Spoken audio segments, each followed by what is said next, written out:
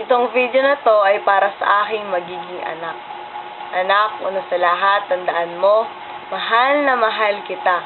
Magkaroon ka ng takot sa Diyos, mag-aral kang mabuti para magkaroon ka ng magandang kinabukasan at maabot mo lahat ng pangarap mo. Maging matulungin ka sa lahat ng pagkakataon kung may nangangailangan man ng tulong. Irespeto mo at galangin lahat ng taong nasa paligid mo, hindi lang yung nakatatanda sa'yo. Palagi kang sumunod sa mga utos namin dahil ang gusto namin ay ang the best para sa'yo.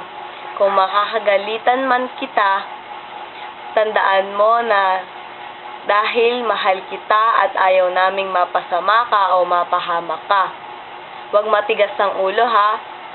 Alam ko magiging cute, mabait at matalino kang bata. Palaging maging humble at down to earth. Kapag may problema ka, huwag kang magdadalawang isip na sabihin agad sa akin. Mag-pray ka kay God para umingi ng help at guidance. Maging malakas ka at matatag ka.